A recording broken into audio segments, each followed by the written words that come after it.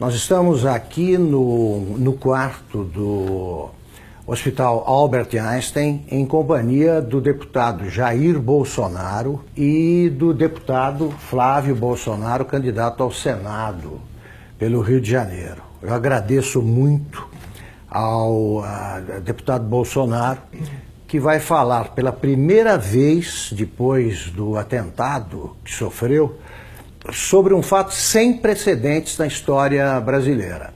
Um candidato com grandes chances de vencer a eleição foi esfaqueado durante uma manifestação popular a seu favor. Então eu queria perguntar o seguinte, deputado: um episódio desse tipo, de tal forma dramático, muda a cabeça de qualquer pessoa exposta a esse tipo de violência. No seu caso, o que o senhor acha que mudou? Na cabeça, o que o senhor passou a pensar diferente? Eu entendo que esse atentado sim, que no meu entender foi algo planejado. O senhor acha que foi um atentado político? Esse atentado político, na minha dúvida, porque me tirando de combate, você pega os 3, 4 próximos na relação, são muito parecidos. Queria saber o que o senhor sentiu no momento. O senhor comparou um soco no estômago, a sensação. A dor foi exatamente essa, né? A dor, quando eu levei a pancada, eu pensei que um cara tivesse dado um soco, uma pedrada meio de longe. O senhor não viu o rosto dele? Não, o rosto dele não vi. Eu vi um vulto, não teria condições de dizer a cara dele, não teria condições. Tá. Eu vi que tinha um vulto que se aproximou e deu uma estocada. E quando eu caí, eu falava para o segurança, né?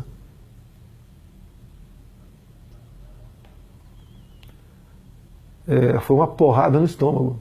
Porque eu olhei aqui, levantaram a camisa, tinha um cortezinho, mas não sangrava. Foi uma porrada no estômago. Começou a passar o tempo, igual aquela bolada que tirava no futebol.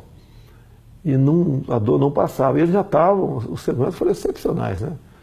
Os colegas meus da Polícia Militar, da Polícia Federal, tinha mais gente de outros órgãos, com toda certeza, me levaram rapidamente para o hospital. Bem, o que eu fiquei sabendo lá no hospital? Na Santa Casa de Juiz de Fora.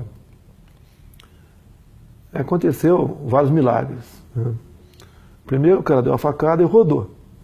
Ele rodou para matar mesmo, o cara sabia o que estava fazendo. Daí já vem esse papinho que ele já foi açougueiro. Açougueiro, ajudante de pedreiro, já começa essas conversinhas todas aí. Tá? E por questão de milímetros não atingiu veias aqui que não teria como eu resistir. Foram em 3 lugares no intestino fino e um no grosso, onde espalhou fezes por aqui tudo. Me levaram para o hospital. Eu ainda não sabia o que tinha acontecido, né? Bem, resumindo, foi drenado mais de 2 litros de sangue, 35 pontos, levei aqui, abriram tudo, botaram tudo para fora. Me disseram que eu acordei 2 vezes durante a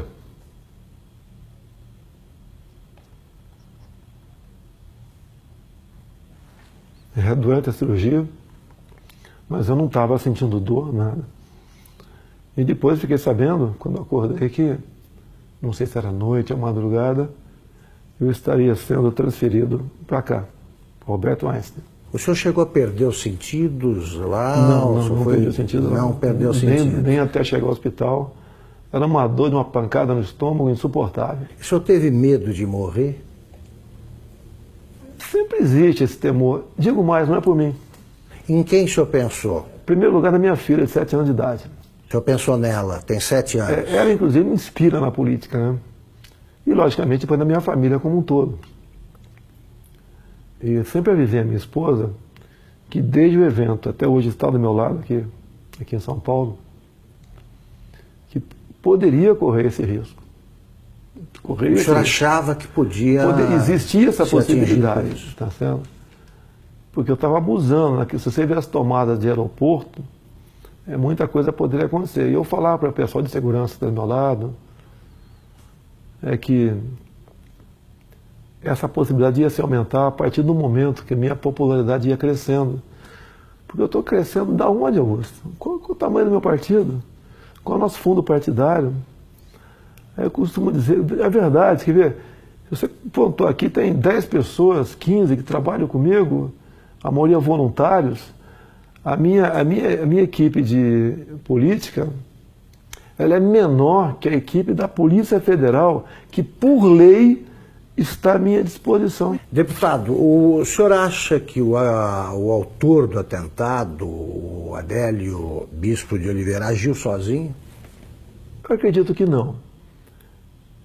Ele não é tão inteligente assim, não. Né? Com um ato como aquele, a tendência natural é ser linchado. Então ele foi para cumprir a missão, quase que na certeza que não seria como. Teria gente ao lado dele. E isso realmente, pelo que eu ouvi dizer, não tenho certeza ainda, a Polícia Civil lá de Juiz de Fora está bem mais avançada que a Polícia Federal. Porque o depoimento que eu vi do delegado da PF que está conduzindo o caso, realmente um depoimento para abafar o caso. Eu lamento o que eu ouvi ele falando, dá a entender até que age em parte como uma defesa do criminoso. Então, isso não pode acontecer. Eu não quero que inventem um responsável, longe disso. Quer que apurem o caso. Eu falar que tal partida, tal não sei o quê, não. Dá para apurar o caso, dá para apurar. Tem uma passagem dele pela Câmara, ou melhor, uma passagem falsa dele pela Câmara, no dia 6 de setembro. Quando tu vai na Câmara, ô Augusto, você se identifica, eu estou no anexo 4, no gabinete tal. Ou é fotografado. Tal, é fotografado. Então quem foi que... Isso seria um álibi no futuro, que se não fosse pego ali, não, ele esteve na Câmara. Então, a Câmara dos Deputados, estou também junto ao pessoal do meu gabinete, a Polícia Legislativa trabalha com muita lisura, tenho muita amizade. A imprensa tem que apurar. A imprensa tem que apurar. Sabe que tem parte da imprensa que tenta acalmar o negócio ali, né? Mas tem que apurar. Porque o que está em jogo é o poder. Eu chegando lá, nós quebraremos o sistema. Não é na ignorância, não. É na lei. Deputado, aliás, que tipo de castigo o senhor acha que o seu agressor merece? É uma tentativa de homicídio, né? Tem que ser o que está na lei. No Brasil não existe pena acima de 30 anos. Agora, eu costumo dizer muitas vezes, tentativa de homicídio, ou seja, eu estou vivo por milagre. Por que a pena dele tem que ser abaixo de um homicídio em si? Vamos mudar isso no futuro, se Deus quiser, caso seja presidente. E mais ainda, acabarmos com progressão de pena. E não ficar dando ouvido a entidades de direitos humanos, que o presidiário vive em más condições. Quem estaria em péssimas condições de dia seria minha família se eu tivesse morrido. O senhor acha, para evocar argumentos invocados por adversários, que essa pregação do senhor contribuiu para a radicalização que teria levado a esse tipo de ato, de atentado? Como é que o senhor vê esse argumento? Exatamente o contrário. Eu sou vítima daquilo que eu combato. Eu costumo dizer nas minhas máximas, né? Eu prefiro a cadeia cheia de vagabundo do que o cemitério cheio de inocente. Eu tenho projetos em Brasília, muitos deles inspirados na legislação de alguns estados norte-americanos, como, por exemplo, a lei dos 3 crimes. Lá, Augusto, se o elemento comete 3 crimes, não interessa quais sejam, tem estados que começa com 25 anos, inafiançado não, sem progressão. Eu copiei esse projeto e botei 10 anos, vou lutar para que seja aprovado. Não tem cabimento. Você pega um elemento, às vezes, cometer um crime bárbaro aí, você vai na ficha criminal dele, tem 50 passagens pela polícia. O cara cometeu 3 crimes, 10 anos sem progressão. Saiu, fez de novo, passa para 20. O ser humano só respeita o que ele teme. Se cometer crime, a punição é quase inexistente, é um estímulo para você ser criminoso. Um exemplo que tenho falado muito de uma deputada federal, uma japonesinha aqui de São Paulo. Ela teve uns 15 anos atrás, o filho de 8 anos sequestrado e executado em cativeiro. Já imaginou alguém matando uma criança de 8 anos de idade em cativeiro? Você é pai, você é mãe, imagine uma situação dessa. O elemento foi pego logo depois. era um ex-funcionário dela. Foi condenado à pena máxima, mas depois de 6 anos foi para o semiaberto. Eu estou vendo que o senhor está entusiasmado com o programa de governo aí, mas eu quero ainda resgatar esse fato. Eu posso dar, só para dar uma claro. Eu quero dar um depoimento aqui do sofrimento, da angústia nossa quando aconteceu. Eu ia te perguntar como é que foi vista a coisa do outro lado ali. Ao lado e do outro lado. O meu irmão Carlos está acompanhando meu pai direto nessas agendas, dando suporte para ele, pô, importantíssimo, né? E eu fiquei sabendo por um jornalista. Eu estava saindo da sessão na LERJ, me ligou, seu pai está bem? Eu fiquei sabendo que tentaram dar uma facada nele lá em Juiz de Fora. Você estava onde? Eu estava na LERJ. Aí quando ele percebeu que eu não sabia o que tinha acontecido, ele falou assim para mim, pode ficar tranquilo que, pelo que eu sei, não foi nada grave não. Foi um sentimento que eu não tinha sentido antes. Eu subi, fui no gabinete de um deputado, que eu estava indo para conversar com ele, um deputado evangélico. Rapaz, quando eu cheguei lá, tinha uns 15 pastores no gabinete dele. E eu não sei porque eu sabia, me deu uma vontade, eu comecei a chorar muito, explicando o que tinha acontecido, sem saber o que tinha acontecido, né? E aí, você não sabia? Não sabia, mas eu chorava com medo do que pudesse acontecer, mas tinha certeza que não ia acontecer o pior. Pressentiu? Tinha certeza que não ia acontecer o pior. Mas pressentiu que podia ter Fiz aquela oração, todo mundo ali, pela saúde dele. Eu entrei no carro, foram as horas mais longas da minha vida no trânsito, que era a véspera de feriado.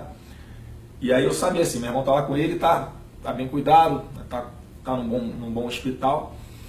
E aí, mas eu fui me acalmando no caminho, né? Aí quando eu cheguei lá, que os médicos me explicaram o que era, é que eu falei assim, cara, foi milagre, esse cara não sabe o que aconteceu, ele estava acordando meio grogue. Você achou que seu pai poderia morrer? Eu em momento algum achei que ele fosse morrer, em momento não. algum. Eu tinha uma paz dentro de mim que isso não ia acontecer. Mas quando eu vi o que tinha acontecido, a gravidade, o que os médicos me contaram, e aí meu irmão me deu uma noção do que tinha acontecido também. E aí olha só o que esse cara me falou. Ele chamou perto, ele não tinha muita força para falar na hora. E aí ele me chamou pertinho da boca dele assim, né? Encostei o ouvido nele. Não foi com essas palavras, foi assim, se deram mal, tô vivo. O cara no momento desse, você não está pensando na saúde dele, está pensando no todo, no que ele representa. Então, eu tenho cada vez mais orgulho dele. Muito. E agora está aliviado. É um choro de alívio, né? E certeza de que Deus está preparando uma coisa muito grande para o nosso Brasil e está usando o cara aí. Com certeza. Deputado, o senhor costuma ser apresentado assim pelos adversários como um risco à democracia, né? Eu gostaria que o senhor dissesse o seguinte, quer dizer, a democracia, o senhor vai defender a democracia acima de tudo? O que recado o senhor dá para quem duvida que o senhor seja um admirador do regime democrático? Esses caras que falam que são um risco para a democracia, na verdade são um risco aos esquemas dele. Não vai ter mais indicação para BNDES, Banco do Brasil, Caixa Econômica, Banco da Amazônia, Banco do Nordeste, com esse critério. Botar lá a indicação de um amigo para que use essas instituições em causa própria. Isso vai deixar de existir. O exemplo mais claro foi o BNDES. Todo mundo sabe o que aconteceu lá. Então eu sou um risco, sim. Eu sou um risco àqueles pendurados em estatais do governo.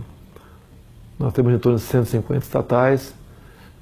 Conversei com o Paulo Guedes, que vai privatizar estatais. Eu falei, Paulo Guedes, nós vamos priorizar um estudo muito acurado, não vamos fazer injustiça com ninguém. Mas algumas serão privatizadas, certamente. Vou dizer muitas. Tá? No governo do PT, umas 50 foram criadas. Temos até uma estatal do trem-bala, eu não sei ainda. Isso. Tem lá algumas dezenas de apadrinhados ganhando uma fortuna por mês. A tal da EBN também é outra que você tem que olhar com muito carinho, porque é um orçamento de um pouco mais de 1 bi por ano, uma TV que ninguém assiste. E está lá, amigos do rei estão lá. Então as estatais que são ociosas, com toda certeza serão privatizadas. Agora existem estatais que são estratégicas. Tenho conversado com o Paulo Guedes, né? Banco do Brasil, Caixa Econômica. Para mim são estratégicas. Então isso daí estão fora de cogitação. E mesmo assim, temos outras, você tem que ver o critério, o modelo para privatizá-la. Não é jogar para cima quem pegar pegou. Examinar. E uma grande preocupação que nós temos. Nós não podemos ser inquilinos de nós mesmos aqui no Brasil. Tem um país aí fora, China, que nós queremos manter relações comerciais com eles, sim, até há interesse por parte deles, mas não podemos permitir que a China ou qualquer outro país, em vez de comprar no Brasil, venha comprar o Brasil. Perfeito. Deputado, a ex-senadora Marina Silva diz o seguinte, que a prova de que as ideias do deputado Jair Bolsonaro não funcionam, sabe que a prova disso foi o próprio atentado, porque tanta gente protegendo não conseguiu impedir que o ataque acontecesse. A Polícia Federal falhou? O senhor notou falhas no esquema de segurança? O ambiente não tem como você ter um sistema de segurança perfeito. É um tumulto ali, né? Eu vejo pela televisão. E eu sempre falava com eles da possibilidade, né, crescente disso acontecer, tendo em vista o nosso crescimento junto à opinião pública. Então, eu não culpo a Polícia Federal, não. Eles até ajudaram muito com os policiais militares do Rio que estavam comigo lá. Isso vai evitar, evidentemente, esse tipo de manifestação. Não, eu até as eleições, eu estou em alta até o dia 31. Sim. E a recomendação, eu não posso sair de casa. Se eu levar um esbarrão na rua com a situação que eu estou aqui, pode botar tudo a perder. Então eu não posso ir para a rua, realmente. Eu peço a compreensão dos amigos. Pretendo, a partir do dia 1º, agora, em todo o horário eleitoral gratuito, fazer uma live e conversar com o pessoal sobre as eleições. A última que fizemos, chegou live, né, ao vivo, está 275 mil pessoas presentes. Então está com uma aceitação muito boa, porque eles acreditam que a nossa proposta sempre é a verdade acima de tudo. E o Brasil também, né, como o nosso alvo principal, ninguém entende como um país que tem tudo como esse, ser o que é.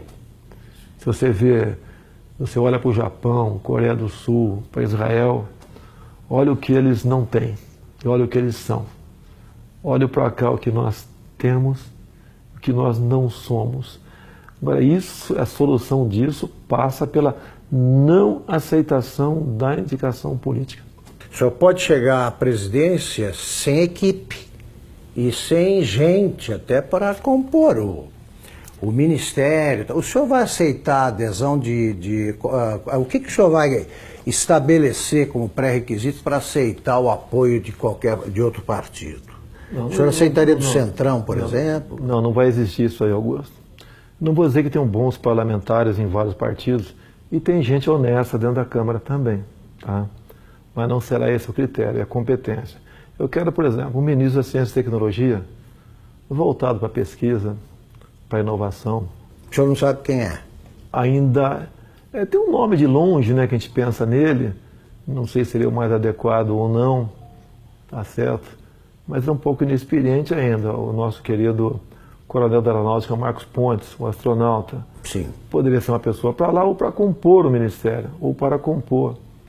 Então o ministério é importantíssimo. O que faz o jovem sair do Brasil? Falta de oportunidade aqui. Então você não pode ter uma pessoa nesse ministério. O senhor vai nomear por critérios, pelo critério da competência, é isso? Olha só, quando eu juntei 120 parlamentares, vai aumentar esse número, que o meu partido eu acho que vai fazer uns 30 deputados. Estou acreditando em um número modesto. Eu acho que vou ter o apoio de quem vota em mim, votar nos candidatos a federal, a senador, a estadual do meu partido. Eu acho que isso vai acontecer bastante. Até eu vou pedir para não votar no 17, votar no candidato, que tem uma cláusula de barreira aí. São Paulo, por exemplo. Não adianta o meu filho Eduardo, que deve ter 1 milhão de votos, junto com voto de legenda, poder fazer 8 deputados federais. Esses federais têm que ter 30 mil votos, senão não tomam posse. Então ele tem que votar no candidato, e não no 17. Eu posso não ser o ideal, nem teremos nunca um ideal. Mas eu acho que o remédio para o momento, tendo em vista aos demais candidatos que estão aí, seria eu, não teria outro remédio no momento. Para a gente buscar o ponto de inflexão e fazer uma política de verdade no Brasil. E essa maneira de não aceitar indicações políticas, como tenho conversado com parlamentares, é uma maneira de resgatar, buscar o resgate da credibilidade do deputado. O senhor não vai aceitar? Não tem como aceitar. Você pode ver. O Onyx Lorenzoni, por exemplo, no meu entender, seria um excelente chefe da Casa Civil, mas não é indicação partidária, mérito dele. Ele vestiu essa camisa comigo, tá ok? Ele também passou por um momento difícil na vida dele, não questão de saúde, né? Então é uma pessoa que é adequada para estar lá. Não é que a gente vai dar as costas ao parlamento, não quero papo com ninguém, não, nós queremos atender o parlamentar. Uma das coisas que o parlamentar sempre reclama em Brasília, o orçamento para as emendas individuais, ele é impositivo. Vai ter que sair, Augusto. Antigamente, ele não era impositivo, né? Era autorizativo. Daí o governo chantageava. Queria aprovar algo salgado, chamava a bancada que interessava e liberava recursos. A imprensa divulgava aquilo com o maior estardalhaço e com razão. Quando aparece alguém que fala que quer acabar com isso, a grande mídia não dá bola para isso aí. Então o que os parlamentares querem? Vão ter suas emendas liberadas o mais rápido possível, porque ou muda a lei, ou eu libero. A liberação, então, não vou querer chantagear parlamentar para nada. Perfeito. Deputado, vamos encerrar a entrevista até por cuidados médicos. A senhora ainda está convalescendo, está em boa forma, mas convalescendo. Eu queria terminar perguntando o seguinte, o senhor acha que o Brasil, hoje, de modo geral, precisa se tornar mais tolerante? O ambiente está muito radicalizado. Que recado final o senhor dá sobre esse quadro brasileiro? Vou falar o Brasil. Há uma certa potencialização em cima disso também. É a pregação da luta de classe imposta pelo PT. Agora, logicamente, isso vai da educação do povo, né? A nossa educação leva para, quanto melhor for, leva para o fim da intolerância. Fim da intolerância. Isso é natural. As provas internacionais do PISA, entre outros aqui, você vê que o Brasil não vai bem na educação de há muito tempo. Você tem que investir nisso para jogar na ponta. Tá? Agora, da minha parte, eu nunca preguei ódio. Eles dizem que eu prego ódio. Você não... Eu vi uma matéria dizendo, o Bolsonaro agride gays, negros, mulheres. Me aponte um áudio meu agredindo quem quer que seja. Uma imagem minha agredindo. Jogam e eu tenho que me explicar a vida toda sobre isso aí. É a minha família, minha nova família. Estou indo para 11 anos de casado com a senhora Michele. O pai dela é o Paulo Negão. Nossa família. E 11 anos atrás ninguém falava em Jair Bolsonaro. Era apenas uma figura lá do Baixo Clero, que dava umas caneladas na Câmara lá. Deputado, muito obrigado pela entrevista. Eu quero agradecer a todos vocês, em especial Augusto Nunes nesse momento, a população pela confiança, pela simpatia, agradecer pelas orações, vocês foram excepcionais. Realmente os médicos dizem que eu estou vivo por uma obra de Deus, um milagre aconteceu. E vamos juntos mudar o destino do Brasil. Ok? Eu sei que existem milhares de pessoas pelo Brasil melhores do que eu. Mas no momento você tem aí, se não me engano, 13 candidaturas, não é isso? Isso. Você não foge, você não pode votar no Augusto Nunes, não é candidato. Você tem 13 nomes aí. Analisa, não se abstenha, não se omita. Eu sei que você está muito decepcionado com política, mas a chance é essa. Se continuar alguém do Centrão ou do PT, você sabe qual é o destino. Estamos exatamente no mesmo barco. Vamos mudar o Brasil, sim. Acredito em Deus, acredito em você, acredito no potencial do ser humano brasileiro e acredito que juntos, unindo o Brasil, sem essa história de divisão de classe, jogar cor de pele para um lado, outra cor do outro, opção de um lado, não sei o quê, gênero. Vamos unir o Brasil. Na economia, vamos desburocratizar, desregulamentar. A proposta do Paulo Guedes do imposto de renda, até falei, está sendo ousado. A proposta dele é a seguinte: quem ganha até 5 salários mínimos não paga imposto de renda. E dali para frente, uma líquida única de 20%. A União perderia arrecadação, sim. Mas o gás que você daria para as empresas para os comerciantes, produtores rurais para empregar a gente, desonerando a folha de pagamento, compensa muito. A Inglaterra fez um plano semelhante há 20 e poucos anos atrás. Com o Trump agora ele fez a mesma coisa. Se não me engano, está baixando para 20% o imposto das empresas, né? Isso. Então, deu certo. Não precisou mais exportar empresas para país vizinho mais ao sul ali, para produzir alguma coisa. As empresas estão voltando para os Estados Unidos. E vamos mexer na economia nessa hora, sem sacrifício para ninguém. Se o alíquota de 20% estiver alto para alguns, eu converso com o Paulo Guedes. O Paulo, em vez de ser acima de 5, 20, até 10, 15, dali para frente, resolve essa parada aqui. Eu só falei uma coisa, Paulo, no final eu quero uma coisa, que a União arrecade menos. Muito bem, muito obrigado, deputado. Obrigado, deputado Flávio.